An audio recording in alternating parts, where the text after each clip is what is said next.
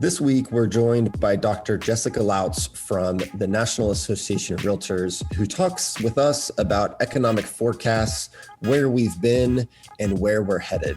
So join us for this insightful conversation and get a glimpse into what the future might hold.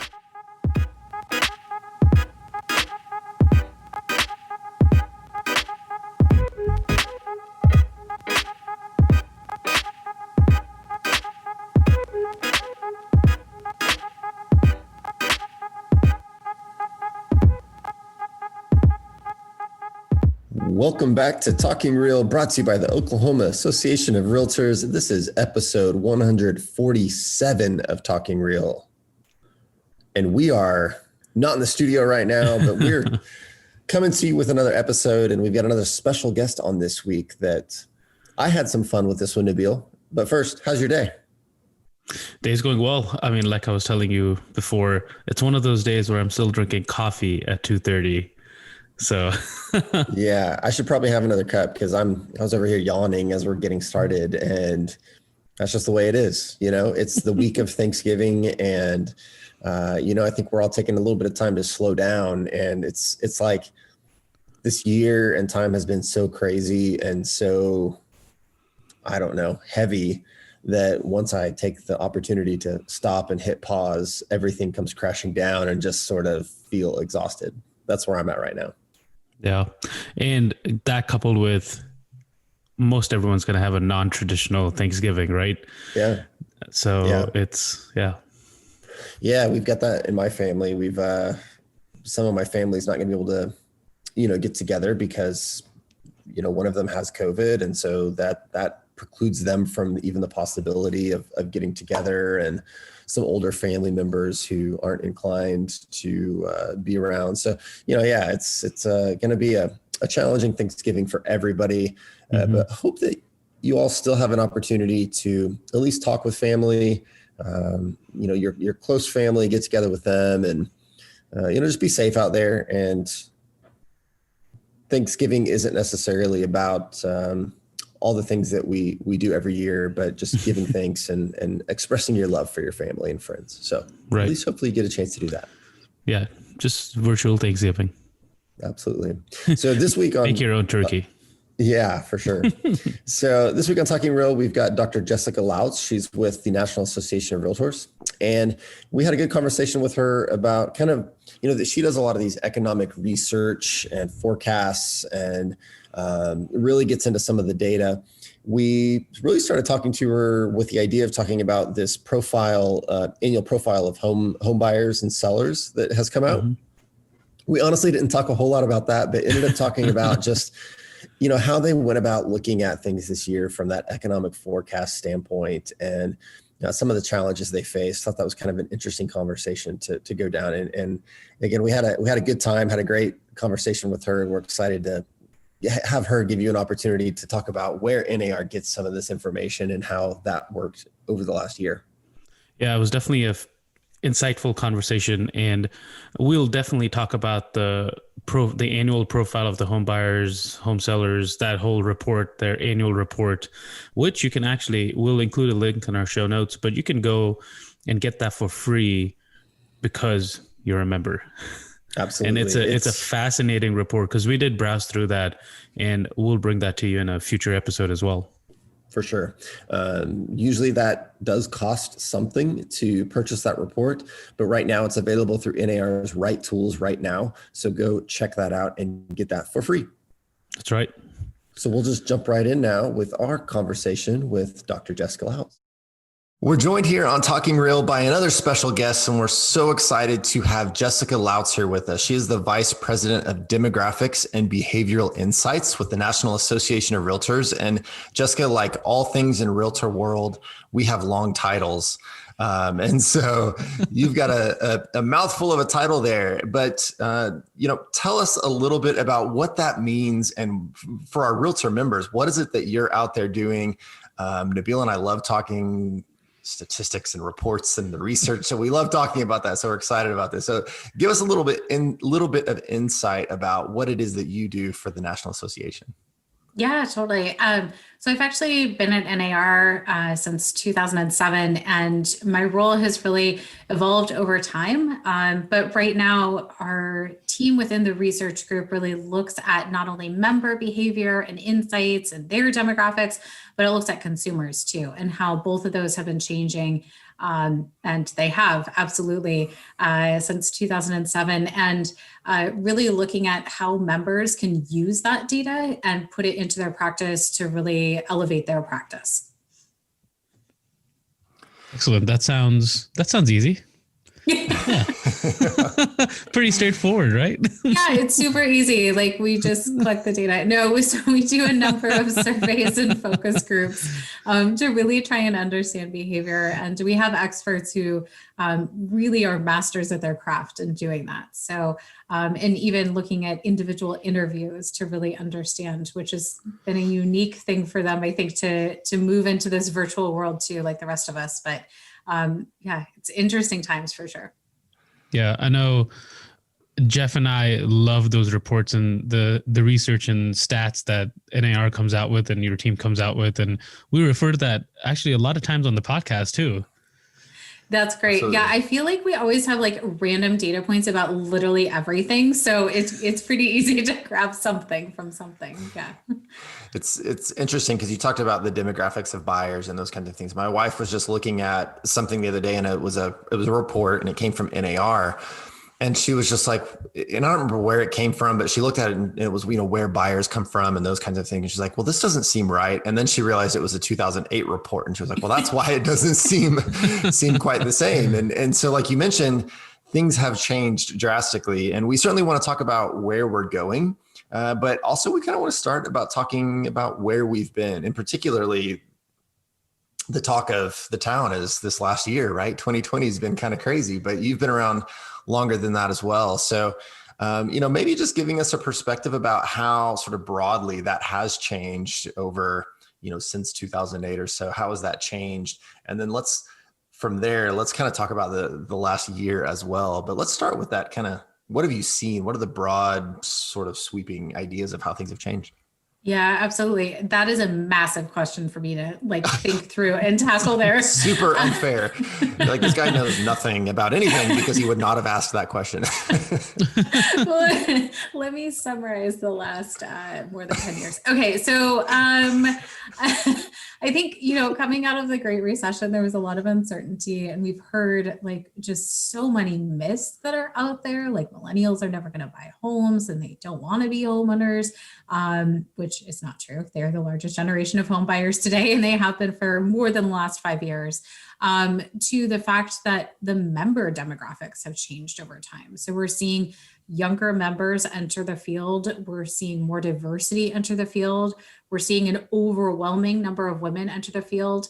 If we look back we'll go way back. If we look back to the 1970s in the data, what we see is that it was traditionally a male profession, with younger males in their 40s who were white, were really dominating the real estate profession. So being able to look at this historical data and see how these changes are happening is pretty fascinating, I think. Absolutely. I think that we see a lot of it. And you mentioned millennial buyers, right? Like, millennial buyers aren't buying house. I think technically I'm a millennial. I'm close, but it's like, I'm 37 years old. I'm technically a millennial. Like, I have bought multiple houses, right? I am on my third or fourth house now, actually. So, I think people have this perception that millennials are 17 years old. And that's not the case at all. No, that's confused. A Gen Zer. Yeah. Yeah, absolutely. No, there's so many misconceptions out there. And so I love that the data is able to really kind of show and tell a story with, and it makes you take a step back and say, oh, right. Okay. That does make more sense. Millennials are not just eating their avocado toast. They do range from their mid 20s all the way up to 40. And so they are really a force in the market. And as you hit the mid 40s, as you hit the 40s, you start thinking about really being in the middle of your career, starting a family, if that's the right thing for you, and starting to have children even. So that is definitely a different place than certainly someone who's in their mid 20s on the younger spectrum, but definitely not a 17-year-old either. Yeah. It is funny. I think that's important though, why this research matters, because we do have to know, like, what are we talking about, right? When we're using these terms, they have meaning, they have impact. And so having the right information, I think, is important. And so to have all that resource from NAR for all of our members so that we can get it right. We're supposed to be the experts, right? We're supposed to be the ones out there who know what we're talking about. So certainly a valuable tool out there for everybody. And avocado toast is delicious. I wholeheartly agree with that statement. Yes. It depends on what else is on the toast. Yeah. So from your perspective, let's go back about a year, because, if I think back to November of last year, we were just hearing about, there's this virus that is in China, I think, right? Like that's like where we were back then. It wasn't here yet. What was the forecast back then? What did the world look like from your perspective back then? Because I'm sure it looks very different now a year later. Yeah. Oh goodness. I can't even remember last November, to tell you the truth. It just seems like a different, like light years ago. I think looking at the beginning of the year, we saw the economy was strong. We saw a lot of buyer demand. We saw inventory was tight. But we'd been saying those types of things, I think, for several years. And it was true. We need more building. We need more affordable inventory. We need more inventory for first-time home buyers. But going into the pandemic, I don't think that we truly understood how much more inventory we needed. And then everything just got blown out of the water with truly record drops in sales, but then record rebounds, record drops in GDP, seeing strong rebounds, record drops in job losses, seeing rebounds, especially in certain industries. So definitely is a much different environment and a very bizarre year. It certainly has been a bizarre year. So what were some things that you encountered during the year, obviously, because you were probably crunching numbers and doing research throughout, right? It's not like during pandemic, you're like, oh, we'll just do research after this is over. All bets are off. Nothing counts anymore. Who knows what's going to happen? But those outlooks that you have, what did, like we said, the numbers really tell you a story, and they could smash preconceived notions, right? What was some of those notions that might have come out that were completely baffled by the stats and the numbers? Yeah, absolutely. So you're right. We could not take a step back, sadly, and just kind of take the year off. That would be lovely, right? Just kind of put our heads down through 2020. No, I think, we really buckled down. And in fact, we ramped up our research efforts, like just so much. I can't even explain like how many more surveys we were doing and hitting our members with. But every single week we sent out a flash survey to understand member behavior and how it was changing. We wanted to understand even from the very beginning of the pandemic back in March, and we saw quick adoptions of behaviors like wearing masks and wearing shoe coverings and keeping doors and windows open. And the science was kind of there, but we were certainly not hearing it from state and local governments on the scale that realtors really adopted those behaviors to make it a safe practice for consumers to come into their homes. And we saw it within a matter of the weeks within the survey of how quickly those practices were adopted, from single digits to then it became 95% of realtors had adopted those safe practices.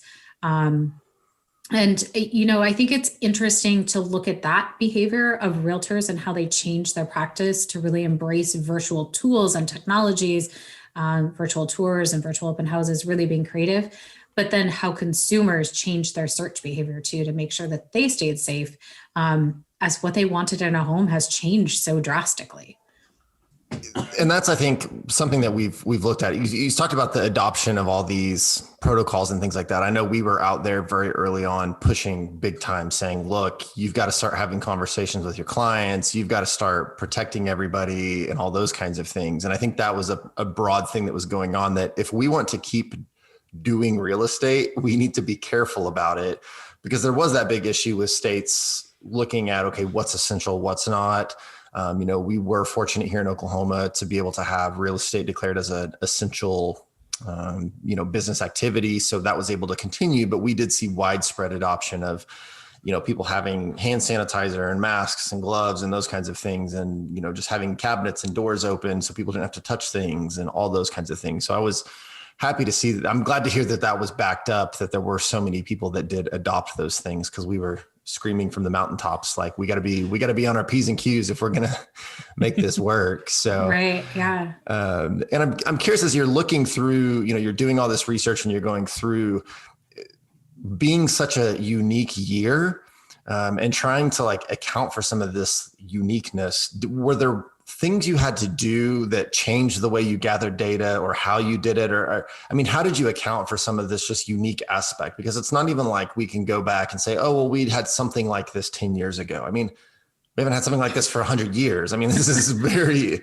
right. very unique. So I'm wondering how that, just from a protocol standpoint, how did that change your job?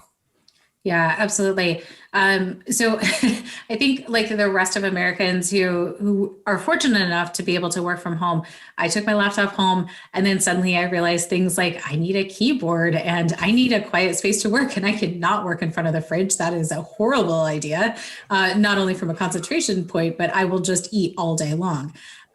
So I did transform a guest room into a home office, luckily. So I have a quiet space and a door. But I think, as far as the business practice goes and sending out surveys, a lot of the stuff that we do is electronic, and we can get it into the hands of members. If we think that something is important and we need to do a flash survey on it, we can get it out there within 24 hours and have a report, honestly, within a few days. And that's an amazing transition from thinking about paper surveys being sent out 20 years ago to members and really trying to collect information that way.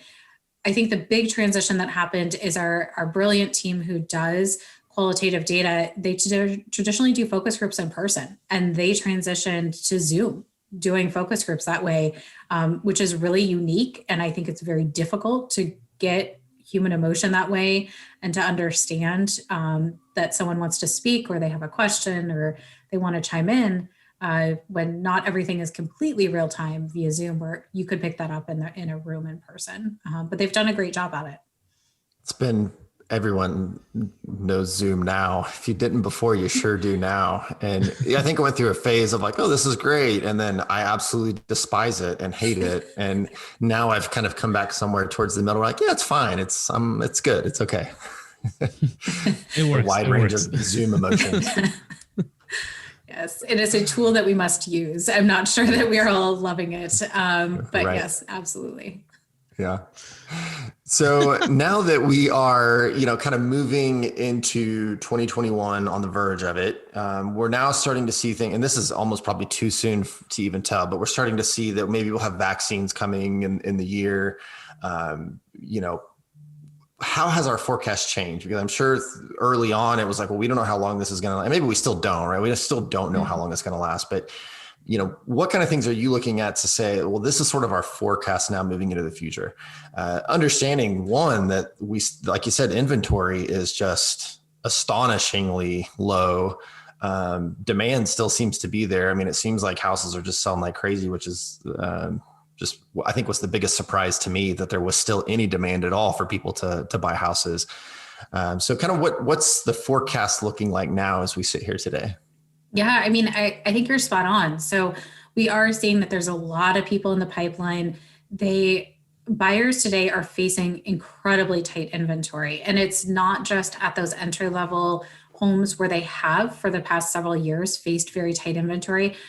It's even mid-level homes and expensive homes, because it is well-heeled buyers who can enter the market right now, who have a higher household income, who feel financially secure. And so they're placing multiple bids on properties before they can actually secure a contract on a home. We are seeing this on a nationwide scale.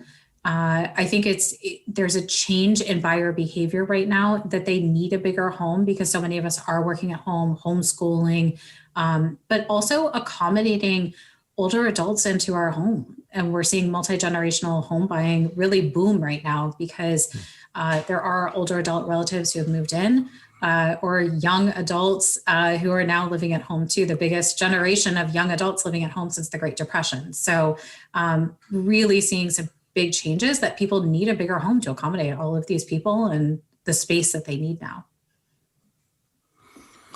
those are some big changes and very interesting changes that I feel like are going to have a pretty significant long-term impact on everything. Yeah, absolutely. If you're one of those people who is that homeowner in that situation and you have a young adult who's suddenly back at home, you certainly can't downsize. That's probably out the window. You actually probably need a bigger home. If you are purchasing a home to have an older adult relative who once was in a senior center or nursing home, that home probably does not accommodate the older relatives' needs, because so many of those nursing homes do have the security in place, and they should have the security in place. They're a nursing home. That's the intention, hopefully. And our housing stock is so old that, windows or not windows, but even hallways and doorways being wide enough to accommodate a walker. If you went out a walker or a window with a walker, I'm very concerned. You should cut this part out. Or just leave it in, because I sound crazy. Yeah. Well, and then on top of that, you're looking at, I've had to work from home, and thankfully we have an office here. That's something we had kind of been accustomed to, as that shift has to be just crazy for some people who don't necessarily have a good workplace, but have been forced you've been working from home since March, something along those lines, probably. Yes, yes, it is a long time. Yeah. I love working from home. Some people hate it, but you need a space to do it. And bed or the couch is not always a good option. So I'm sure we're seeing a lot of that, or even wanting multiple offices when you've got, I think of one of our coworkers, Will, and so him and his wife are both working from home and sharing a home office. And on top of that, the kids being home as well. And it's just, does your house accommodate those needs when that's likely going to be something going forward? We'll still have probably more working from home, as even some companies just shift permanently to that. So totally change how people use real estate, I would think. Yeah, absolutely. And this virtual environment, I think that will embrace this more moving forward. And whether that's socially saying, I can't make it for happy hour, but why don't you Zoom me in? I think that even post-vaccine, we really could see more of this. And in all honesty, you need a quiet space to be able to do that. Maybe not a happy hour, but you do need a quiet space to have these kind of online meetings. Yeah.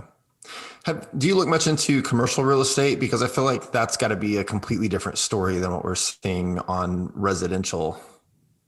Yeah, well, I will say I am not the commercial expert at all, but we do have commercial specialists who have looked at really brilliant commercial economists who have looked at ways that spaces are transforming, like looking at vacant malls and how they're being transformed into apartment buildings or transformed into even medical centers, as opposed to the traditional space they were built for. They also did a special report on ghost kitchens and the rise of those, as it's essentially that you don't have a restaurant where you would have sit down clientele. You actually just have the kitchen, and it's especially for takeout and Uber Eats and DoorDash and those kinds of services, where there's no need to actually have the actual sit down restaurant. So they did a whole report focused on that kind of, non-traditional spaces and how they're rising right now. Very interesting work. That is really interesting. Jeff, we're going to have to take a look at this report. Yeah. Yeah, it's a whole series. Yeah, it's called Commercial Market Insights, and they come out every month, and they're just looking at these different types of spaces and the rise of them. So yeah, definitely check out the report series. That's interesting. I can't think of any restaurants or anything like that here, but I'm an older millennial, so I'm not quite as in tune with what's hip these days. So, but that's interesting. We'll take a look at that. You only order from ghost kitchens. Yeah, you probably do. That's probably true. That's probably right. Oh, goodness. So as we get kind of through this, what are maybe one or two things that you think realtors should be talking to their clients about? Because obviously we want to take this research, we want to inform our members. And then what are some of the things they need to be talking to their clients about, do you think, that we're getting the consumer out there to understand? Yeah, absolutely. So I think one thing is there's so much anxiety right now, and the anxiety for everyone is so high. And it's for just a number of host of reasons, right? So the political environment or health concerns, your own economics, the anxiety is there, period. And I think that through the focus groups that we've done with consumers, the anxiety absolutely came through at a whole different level from buyers and sellers of very scared of their transaction, wanting to stay safe in that transaction, and not the traditional seller anxiety of, I don't want to hold on to two mortgages. What happens if my home doesn't sell?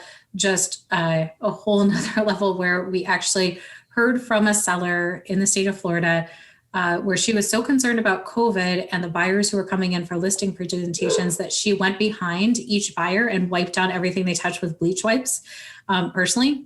So I think anything that a member can say, our realtors are really, that is my dog barking and I cannot stop that. No worries. Anything a No realtor worries. can say to like just calm the nerves and explain, this is what we're going to do. These are the protocols. We're going to make sure that buyers follow them. The buyer's agent follows them and everyone stays safe. I think that's the big one that I would hope that people can relay right now. And the second one is patience. The process is not going to be the same as it was before COVID. There's going to be some things that are done online and are done easier. There's going to be virtual listings, and that's going to be an amazing adoption of looking at those types of virtual tools and electronic signings. But just making sure that someone knows that this is probably not going to go just according to the check boxes, even if you're a repeat buyer. It's going to be a different type of transaction, and just roll with it. We'll make it happen, but have patience during that process. Yeah.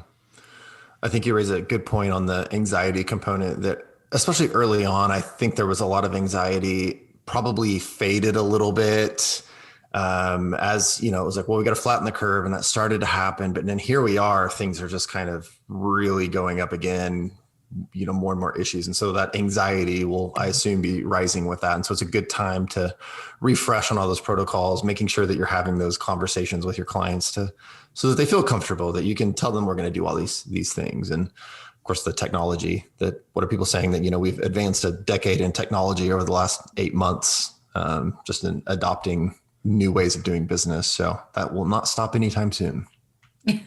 No, I don't think so. And there's cool things going on right now too. And embrace the technology, embrace the listings, embrace the virtual tours, and take advantage of it in the transaction for sure. So you guys recently released a new, the fall, I'm sorry, I don't have the name in front of me, a report on profiles of buyers and sellers. Yes. I'm sure I'm stating this close, but not quite right. You are. Tell us a little bit about that and take us through some of the highlights of that, if you don't mind. Yeah, absolutely. So that's our annual report. It's called the Profile of Home Buyers and Sellers. The number one thing that I want realtors to know is it is free under Right Tools right now. Traditionally, we do charge for this report, but you can get it for free right now. So absolutely get this. It's 185 pages this year, which is just like insane. We added 2 new chapters. We've done this report annually since 1981. It usually is 8 chapters long. This year it's 10 because we wanted to take a deep dive into buyers who actually purchased during COVID versus those who didn't, and sellers who purchased during COVID and those who didn't, and really take a look at the change in behavior as well as the traditional core report that we always do. I'm looking forwad to taking a look at that. I think we've gone through previous ones on the podcast, so we've gone through some of those. I mean, again, Nabil and I are big nerds. Okay. We love talking about technology and statistics and stuff. So we love going through those kinds of reports, and we're always just so fascinated by some of the things that are found that may not be, some are intuitive, but maybe you don't realize, the level of certain aspects and those kinds of things. So we look forward to the taking connection that was made, it's, yeah. Absolutely fascinating. So. Yeah, absolutely. I mean, some of the trends that come out of this report, first-time home buyers dropped to a 33-year low this year. And they're older first-time home buyers than they have been traditionally. So they were less likely to have family help this year. I think that's a big finding that we had this year. Another big one was that multi-generational home buying, having an older adult relative or an adult child living with you, it jumped to 1 in 6 buyers overall in the US, which is a massive jump. It was 11% last year. So really seeing a big leap there as people are having these older adult relatives with them or an adult child. So really seeing some big changes in buyer behavior overall. It's really interesting. And, some of those, obviously the question is how much are sort of acute issues around COVID and the pandemic versus longer term trends. And of course that can, maybe you can predict it, maybe not, but it'll be interesting to see how those kinds of things change. And I think it'll be really interesting next year and the year after to see kind of how those trends change through the reports and see if some of the behaviors, if we do have, for example, widespread adoption of a vaccine and that comes out relatively quick and life goes back to, air quote, normal, does behavior all of a sudden just do a 180 and shift back, or have we kind of permanently changed? I think that'll be. Yeah, absolutely. I mean, I think some of these changes that we're seeing, one of the big ones that I think is fascinating is watching the drop in birth rates overall in the US. It's at a 35-year low. People just can't afford to have kids. It's too expensive. And we've heard all this fodder that there's going to be this big baby boom with COVID and people have time now and they're home and not much else to do. But when we look at home buyers, I think time will tell on that. Have we been home 9 months? I guess we have been close to that at least.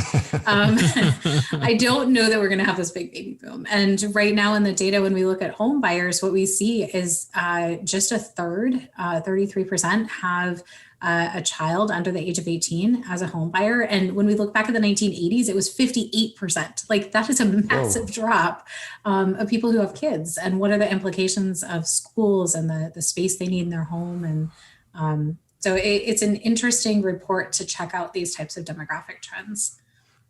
Yeah, I could see the opposite of a baby boom, to be honest. Like if somebody already has a kid and now they're having to like teach them at home and everything else, the idea of like adding another to the mix, maybe not would be appealing. Making some assumptions here. Maybe people love that. I don't know. But on top of that, I think it would presume a lot of like accidental babies, right? Like if these people don't want to have babies because they can't afford it, well, a lot of those people lost their jobs for part of this year as well. A lot of uncertainty, and like that's not a recipe unless you're just saying there's a bunch of accidental pregnancies. So I have not really subscribed to that idea that there's going to be like just all these people because they're staying at home and have nothing to do. Like that just seems the exact opposite of what would happen in a very uncertain year where people have lost jobs and back into jobs or career changes. I mean, I've got, family and friends who lost a job that isn't going to be there and had to shift to a new career or something like that. So I think that's not a good recipe for a high birth rate. Maybe I'm wrong, but no, I think you're spot on. I think there's a lot of people who agree with you. We're going to continue this baby bust. But I think the implications for that, what does that mean for housing too? And where homes are built, I think that's pretty interesting. Yeah, for sure. I feel like the 2030s are going to be the decade of the quarantines. Yes. Oh, goodness. Well, I'll say this. I am excited that you brought this information. I'm so excited for our members and that you mentioned that it's free. I mean, that's pretty cool. So that, along with so many other things on Right Tools right now, if you haven't had a chance to check that out, go to nar.realtor, check out the Right Tools right now for all of your members. These things, we say free, they are not free, but they're being provided to you at no additional cost to your membership, right? Like this is stuff that you're paying for, that take advantage of it. It will make you better at your job. So go check that out. Check out this report. We'll probably go through that in more depth on another episode of Talking Real. But go check out all the things that they have there right now, because NAR is providing a ton of value for little to no cost with that Right Tools right now. So go check that out. And again, we were joined here today by Dr. Jessica Lautz.